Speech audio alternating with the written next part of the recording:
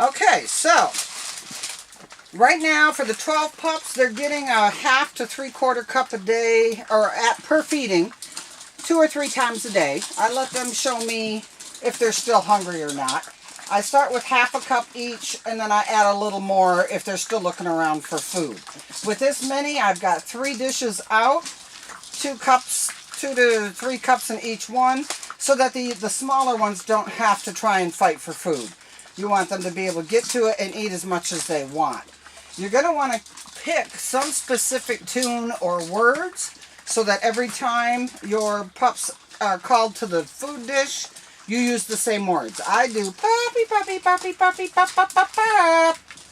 And that tells them that the feed bag is on. What's important about that is that it gives you a solid recall with their new owners until they learn what their name is and how to come when they're called. It's surprising how easily you can get loose of a puppy, slip out of a collar, God knows what. You've got to have a way to get them back to you. So whatever you use to call them to dinner, that's what your new owners will use until the puppies understand to come. It has saved the life of more than one puppy, in my experience. So we went from mush to kibble in about, 10 days, I would think. Each litter's different. Some of them, I've had litters that wanted absolutely nothing to do with mush. They want to go straight to the kibble. As long as they've got teeth in, that's okay. I prefer to start with the mush because going straight to kibble, you have to make real sure that they're keeping enough intake of liquids as well, because their little system is not used to all that dry food. So always have water available when they're out here eating. This is my chance again to come in here and clean up and clean out their water bowls, put fresh water in. After they're done eating, I'll have them come back into their play area because what goes in comes out, and they will all have to go potty. So I would rather have them do that in here, and then I let them back out again to start more enrichment sessions. I'll show you what that is at this stage of the game. I'm always looking for new ways to desensitize puppies at different ages, give them as many experiences as we can before they go. It's a big world out there. A lot can scare a pup. So acclimating them to as much as possible is a big benefit.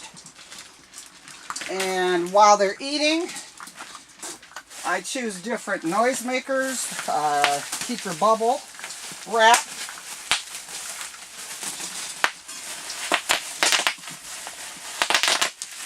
You do it while they're eating and disassociate yourself from it.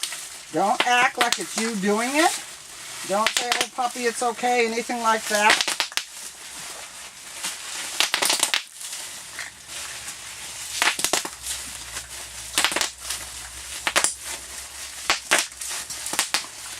Okay, I'll do as many different noises as I can find.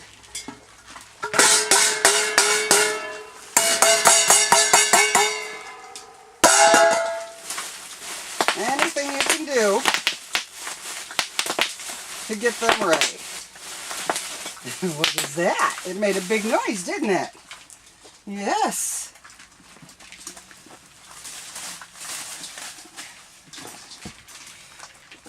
So every few days I introduce different noises, party favors, whistles, all kinds of blowing on toys and whatever you can find. Alright, where did I put my water? I'll fill these bowls while they're out of the way. Yummy, yummy.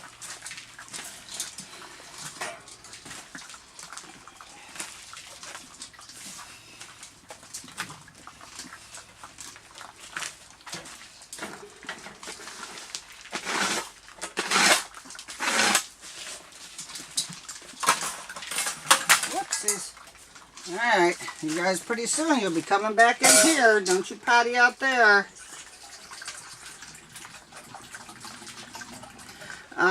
At this point, 6 weeks, almost 7 weeks, I will challenge them with putting their food or water in an area where it makes it harder to get for them to get to it. same place as it was, but I'll put boundaries in front of it. So they have to think, use their heads, start problem solving at a young age. Their minds are like sponges. We might as well make good use of them right now. You guys almost done? And when they go away from the food and they're done, start putting them in there to do their business. Yes, I saw that. You seem to be done. And if they consistently don't finish, I'll put a little less in the next time. But lately it's been more that they're still looking around once they're done. So I did put a little extra in. This also starts teaching them, alright, you done? This also starts teaching them to go to the shavings to go potty. This helps tremendously with people that are traveling in airplanes. I send a little package with them with a pee pad, some shavings in the pee pad. They go into the family-sized restroom, lay it out, and the puppy goes potty in it as soon as they smell it. So these guys are pottying real well already. After they've all pooped, I'll go through and clean out again and add fresh. Come here, sweet pea. Your belly tells me you're done. Anybody else done? Oh, I know. Life is tough all over. And after they've pottied, whatever may be on the floor that they've kicked around, and that when it's time to come out and play with the enrichment toys, they'll come out and finish up that little bit of kibble too. Come here, sweet thing.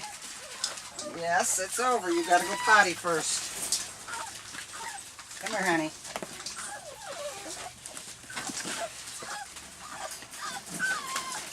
So 12 puppies. I just had 8 cups of food here, and they pretty much finished it up. Come here, little girl.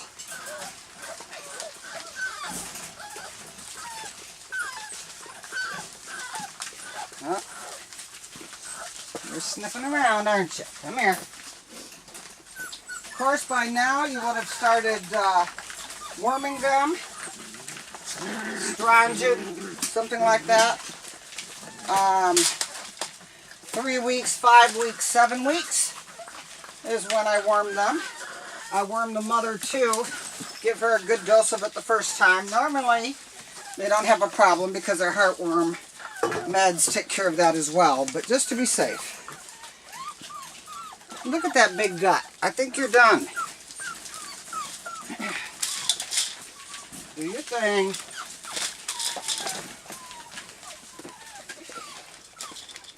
How are you? You done?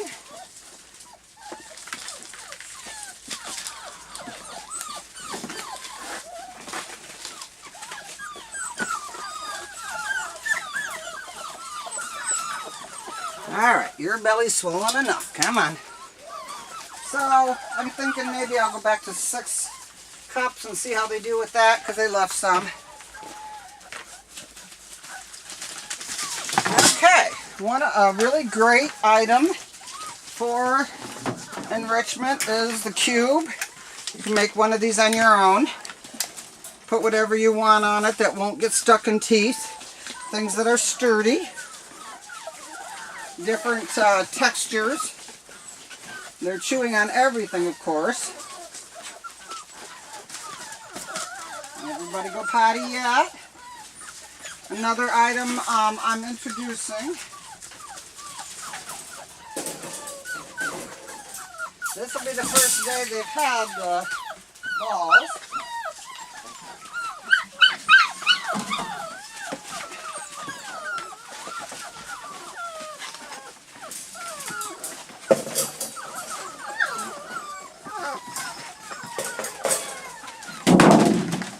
And you certainly want them going potty before you get the balls out. Because boy, is it a pain trying to clean poo out of a pool full of balls. Alright guys, do the thing. Go potty. And while they're playing out here, I sit and watch them. That's where I start to see, of course at this age, they're tearing each other apart. They're all trying to figure out who's boss. And this is where I kind of get an idea of is who's more alpha than others. And you got to kind of let a certain amount of that go. I mean, it's just nature dealing with sorting these things out. Every litter will do it. There's a different noise to their hollering at each other and their screeching, which tells you it's a little bit higher pitched. It tells you need to go in and just say, hey, cut it out, chill out a little bit. Because they can start hurting each other.